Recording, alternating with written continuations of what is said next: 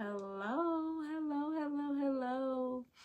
Happy Wednesday. Happy Wednesday, everybody. I hope everybody is doing well. I hope everyone had an amazing, fabulous Wednesday. I am excited to be here. It's been a while since I've been live. It's been a while, so I'm happy to be here. So welcome you all. When you come in, let me know where you are watching from. If you're watching a replay, put hashtag replay for me. And so today I am going to do some Q&A. Dang, and I forgot to put the title in the live. See, that's how long it's been since I've been live. I didn't lost my touch. Okay.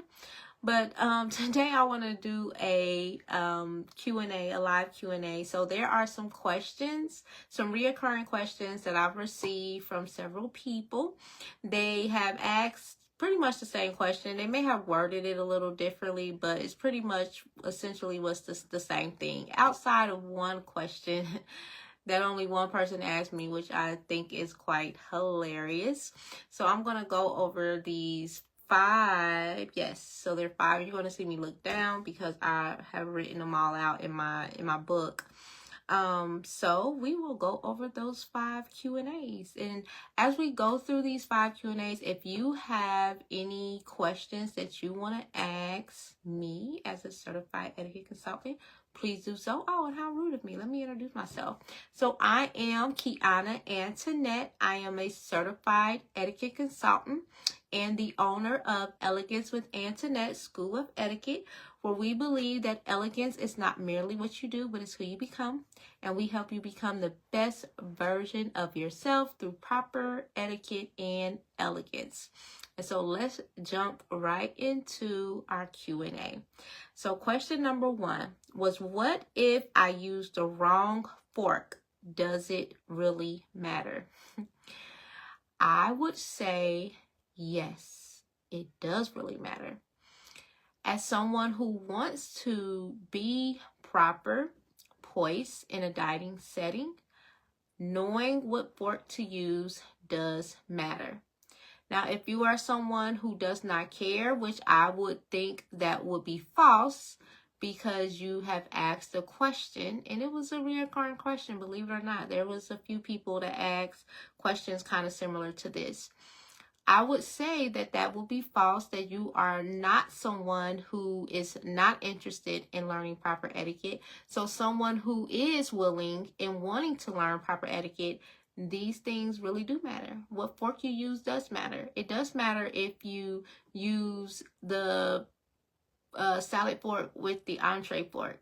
Now, if you make a mistake, it's okay. You're learning, right? So we all have to start somewhere. It's all a learning process. We all start from the beginning. We grow, we learn, we do better, right? But if you want to learn, then you will put in the necessary work to actually learn which fork goes with which. And so it will matter if you use the wrong fork.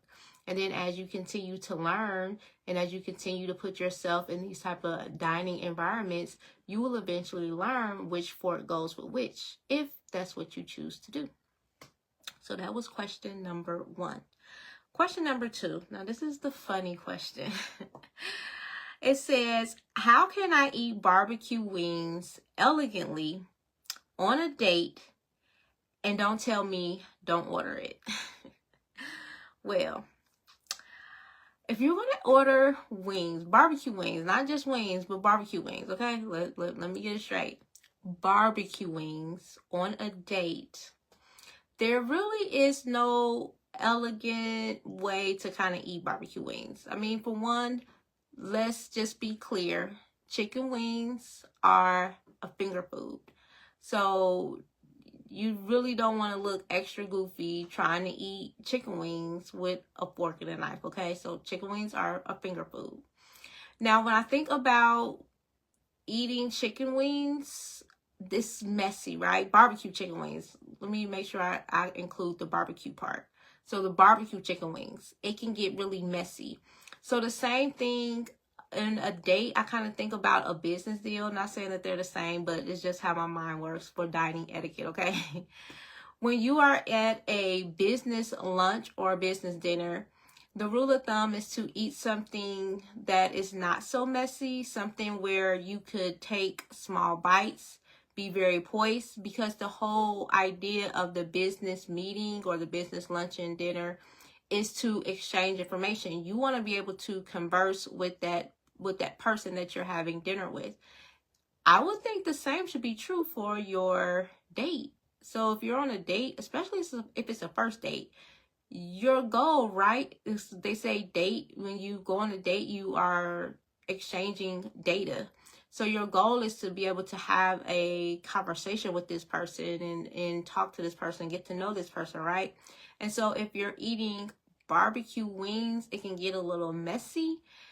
So I'm just going to tell you, enjoy your wings, enjoy your barbecue wings, don't lick your fingers, and grab you some wet ones and have at it. Number 3, if my napkin falls off my lap, what should I do? So if your napkin falls, and this can go for a napkin or a utensil. So if something off of the table falls, you would politely, get the attention of your server. They will come, let them know that you dropped either your utensil, your napkin, whatever it is, and then they will pick it up for you, and they will discard of whatever they had to pick up and bring you either a fresh napkin or a new utensil. So you never want to pick it up yourself. Just politely ask the waiter to, politely let the waiter know that you dropped something, and then ask them to bring you, a new cloth or utensil. Okay.